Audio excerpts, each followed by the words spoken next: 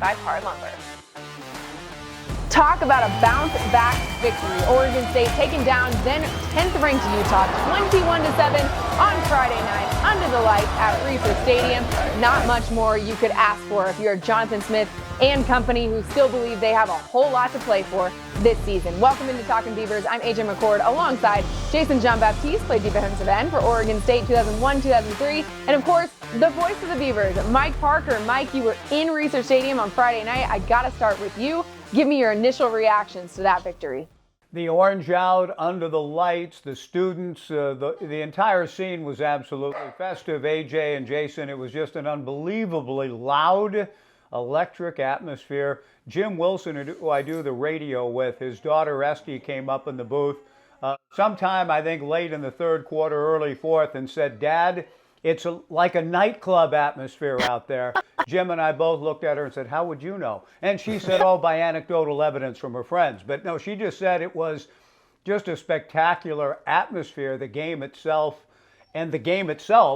lived up to, it was commensurate with just the surroundings. A beautiful night and the crowd and the fans. It was just a celebration of Beaver football being back home. And the whole thing about it, guys, was just a great experience to be a part of. Yeah.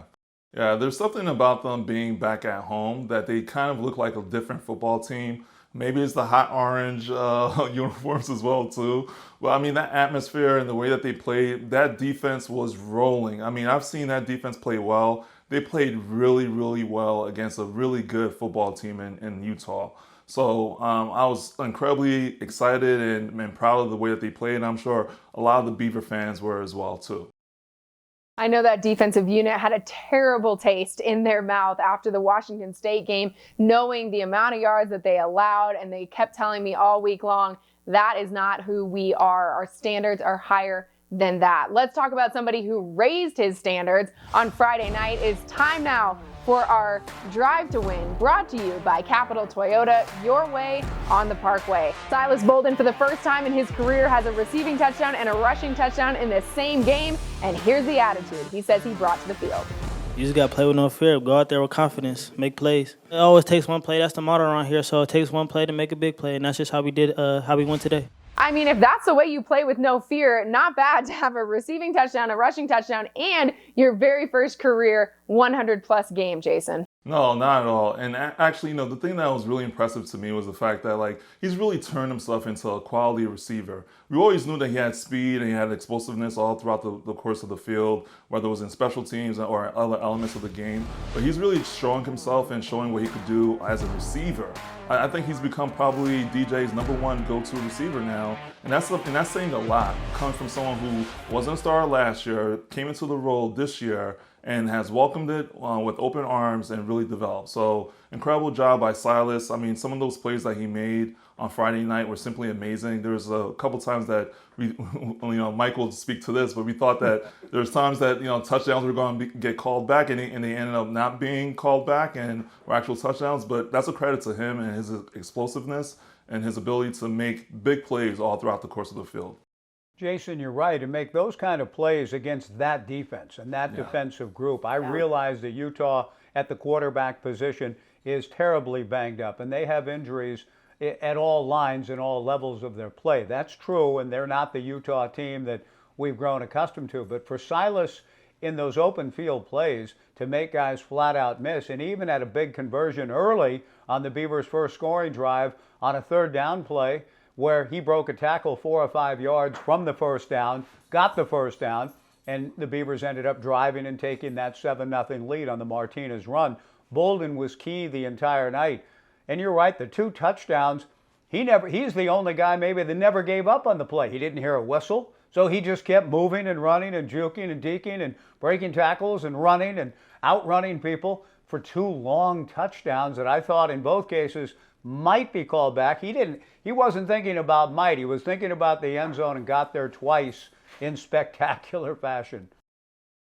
You guys, it reminds me of the audio that's going around on TikTok, Instagram right now, where it says, never back down, never what?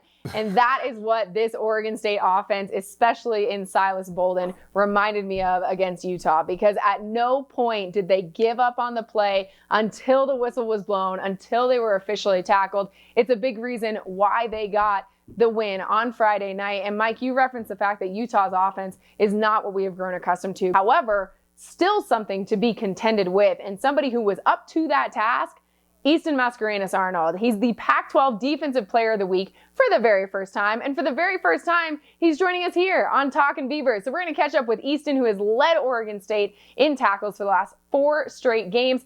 Plus, if you missed any of the action on Friday night, don't worry. In the next 2 minutes, we'll get you caught up. We'll be right back.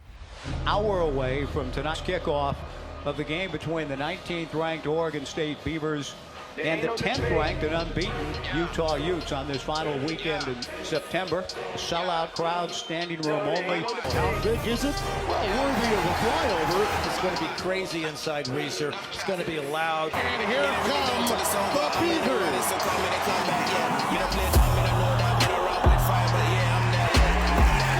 Pressure comes, the pass broken up, and the Beavers take over on downs. Here goes Uriangalaway. And there it is, a first down right away. Turns and gives to Damian, cuts it to the left, digs his way towards the goal line, and in! Touchdown Beavers!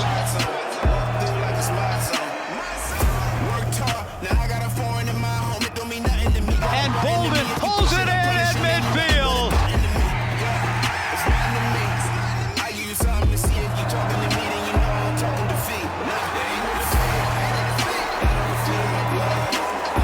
Josiah Irish. Josiah goes down and makes the catch. For DJU, it's Bolden. He's golden. Is Bolden. Touchdown.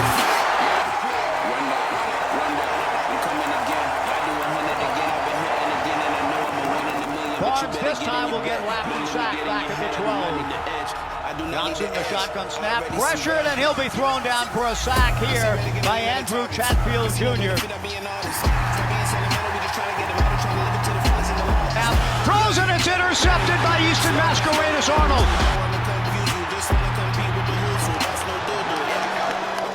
Quick pitch into the boundary, marcher down, and Bolden's going to go the distance. DJ Uiagalelei says we'll decline that penalty. Offsides Utah.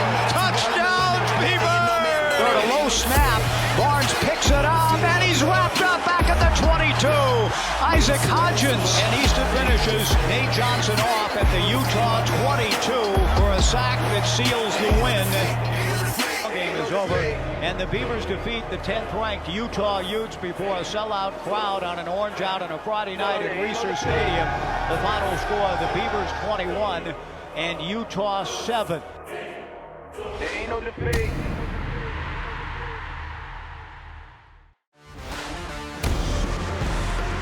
Talkin Beavers is presented by Par Lumber. Barnes left hash, shotgun snap, throws it, it's intercepted by Easton Mascarenas-Arnold. Comes back up the field. Mascarenas-Arnold gets across the 30 on the pick. That was our very own Mike Parker on the call for a critical moment for Easton Mascarenas-Arnold as he helped lead Oregon State to victory. It is now time for this week's legendary performance presented by Abby's, a legendary pizza tradition. We are so excited to now be joined by Easton Mascarenas-Arnold. He was on fire against the Utes on Friday night, recently named Defensive Player of the Week for the Pac-12. Easton, thank you so much for taking the time to join us. Thanks for having me on, guys. Absolutely. So stoked to have you here. So let's just review the stats, shall we, from Friday night for you in particular, sir, because it was an interception, a sack, and then 9 tackles. It's the 4th straight game that you have led your team in tackles. What were you seeing so clearly against the Utes that you were able to have that impact? Let me start by saying, first off, I truly should have had about 12 or 13. That wasn't my best game, although the stats and all the things that come with it, I always got to be better. But I want to give credit to my D-line. I think that was one of their best showings too. It's really easy to get tackles and make plays when the O-line can't really climb up to you. And shout out to my DBs as well. They were strapping things up as well. But I think it was just I followed the game plan. I respected my opponent by how I prepared for them. putting a lot of hours this week watching film, watching tape, and I think it showed pretty well on the game day. I want you to take me back to when you're in Mission Viejo making the decision about where you're going to go to school. I know your brother, Achille Arnold, already was on Oregon State's team at that point. How big of a factor was it for you to want to play college football with your brother? I'd say that was one of the biggest deciding factors. There wasn't much that went into the decision. It was really where I feel most comfortable at, and having Achille here was really important to me because me and my mom are really close. So I felt it was important to have some family with me wherever I went. So knowing he was here would help me out. So that and Coach Bray, it was really that and Coach Bray were the two biggest factors, and just knowing that I'd be comfortable being in a good system with Bray and just having my brother here to get my back. And now that you're here, have played 2 full seasons in your third with him on the same team as you. I know you played together all growing up, but how does having him in the locker room, somebody who knows you so much deeper than just as a teammate, just as a fellow Oregon State Beaver, how does that help you in the way that you play, in the way that you approach, and just your mentality in this season? I think it's good to just have somebody to fall back on when times aren't going very well for me, because it may seem like everything's good, but football's a up and down game, especially with practice. Not everything's perfect. So I think on the mental side of things, knowing I got my brother with me here is really what keeps my mental stable. Just knowing I can go to him and just talk to him about anything really. And same with him. I like being there for him, and knowing that not only am I here for him, but he's also here for me it really helps me out. I can totally understand why that makes such an impact for you. Going back even further, playing youth football with him, what was it about football that drew you to the sport? My mom is a softball player, fun fact, but she tried to get me. She didn't really force me, but I wanted to try out baseball, and I played for a year, and then just told her too slow for me. But I had been playing football as well, so it really was when I was just a kid. I just liked the physicality I could bring. I was a physical kid, always getting in a little bit of trouble. But I feel like football is a good place to just get rid of all my anger, get rid of all my problems and stuff like that. I think that's what drew me to it. And baseball is too slow for me. She probably don't like the name. So. That's okay, Mom. Don't listen to that part. You mentioned Trent Bray. You mentioned him as a defensive coordinator and just the impact that he has had on the locker room, the mentality that he has helped cultivate for you guys inside that room. How important or how much have you found that it has helped to have a DC who's played the position that you can lean on and say, you're not just telling me what to do, you know how to do this. You've done this before. Yeah, having Coach Bray as the DC, it's honestly the best part about it. Having your position coach be the one calling the plays, because you get all the early access to any changes or tweaks he makes to play calls or the game plan. So just having him there and just knowing how well he did here as well, his legacy he left here is something that I try and take pride in and try and fulfill. Just knowing that he is one of the tackle leaders. I might not be able to catch him, but I could try in one season. What is it that pushes you personally to be your best every day? Really just trying to, truly my family, I'd say. We didn't, not that I didn't come from nothing, but growing up, my mom always, she went through a lot, working from home and working, just trying to provide for me and the rest of my family. And, she was a single mom. So she really taught me how to work and how to be on top of my grind for real. So I think my mom is one of my biggest key factors and what motivates me to just get up every day, because this isn't easy for any student athletes that know this isn't an easy task ever. But when you get a little bit of success, it feels good, and it kind of makes you want to keep reaching for more. You know what I'm saying? Yeah, absolutely. With that thought in mind of reaching for more, what is that more that you were reaching for this week? I think I haven't really played my best football yet.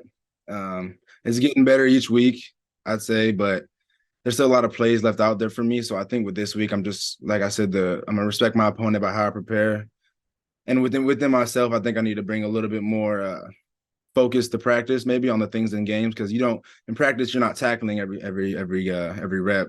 I think that's my biggest downfall, is in making some extra plays that I could have made in the game.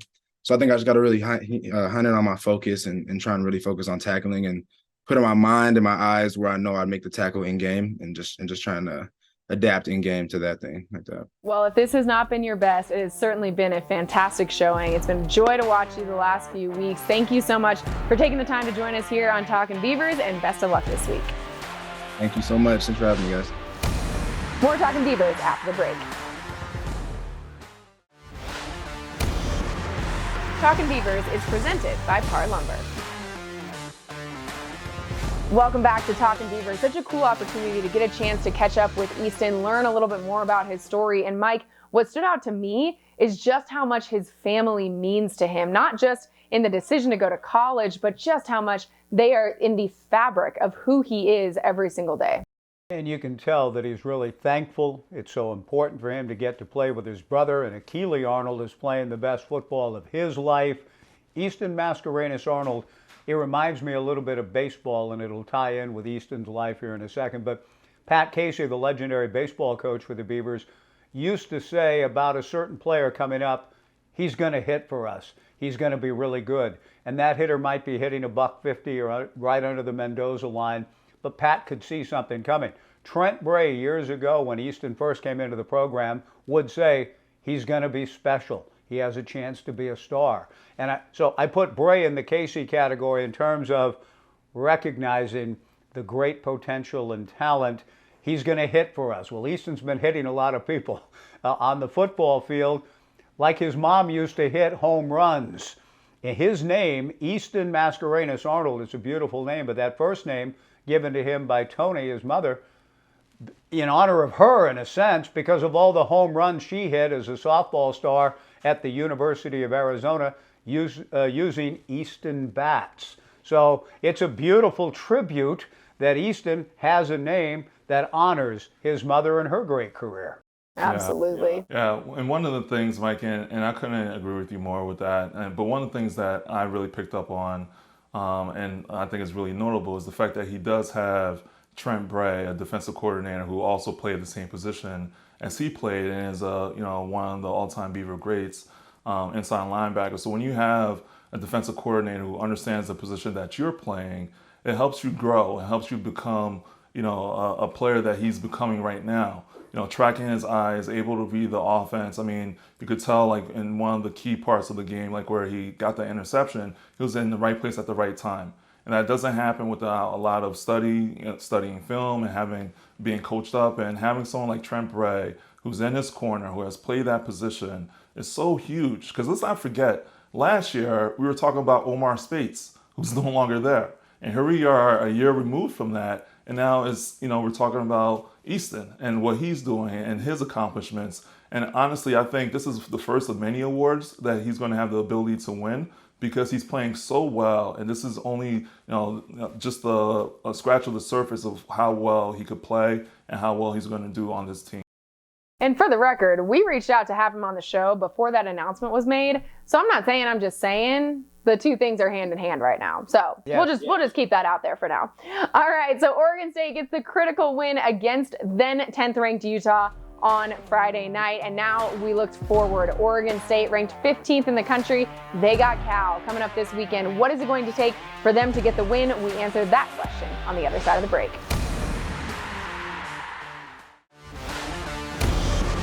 Talkin Beavers is presented by Par Lumber.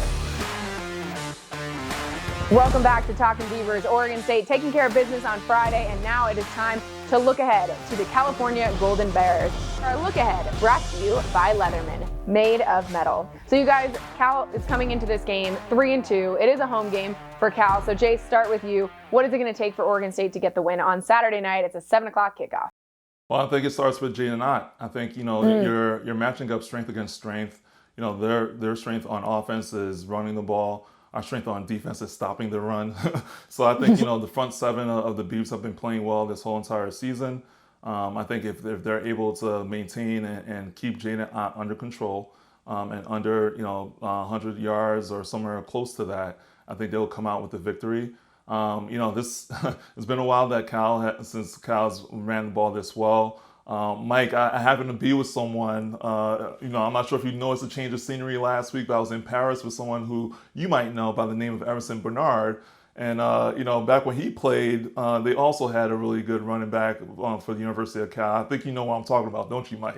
Absolutely, and I'm glad. What a great trip for you. I'm glad you're such good friends with. You guys are great Beavers, and I'm glad you're traveling the world together. That's a nice image, you and your families. And Evanson Bernard, back in the glorious year of 2005 in Berkeley in Memorial Stadium, carried the ball for Mike Riley 42 times for 194 yards in a 30-27 win. There was a running back for Cal that you're alluding to on the other side, 14 carries, 58 yards, Marshawn Lynch. So Evanson Bernard had a much greater game than Marshawn in that Beaver victory. But this is, and we'll bring that all up because Cal this year at 212 yards rushing per game, that's the most yards per game they've had rushing since the Marshawn Lynch, Justin Forsett team in '05. So they do have a commitment to run the ball. The Beavers do too. I think quarterback play may then swing it. Sam Jackson V, supremely talented, but not a great deal of experience. He was accurate in the second half for them against Arizona State. But I think Coach Bray, whom we've extolled here tonight on the show, will have a plan to make life difficult for him, and maybe not as difficult as Utah found it against the Beavers at Reser, but I think enough to swing it in the Beavers' way. And that's the thing for me, Mike, to piggyback off of that, is I think that Trent Bray has done a great job from every player that I've talked to, Easton, the most latest one, of turning this locker room culture into one that prides itself on getting better each and every play, getting better each and every week, never being satisfied. So I think that's going to be the key for Oregon State's defense, to come in knowing what Cal has going for them on the offensive side of the ball with running the ball in particular, is just how Trent Bray and that defense can stay focused on the principles, on the small things that make a big difference. So it's going to be a great one against Cal, 7 o'clock kickoff from Northern California. We'll be here with you next week to break it all down. For Jason, Mike, I'm AJ. Thank you so much for joining us on this week's Talkin' Beavers.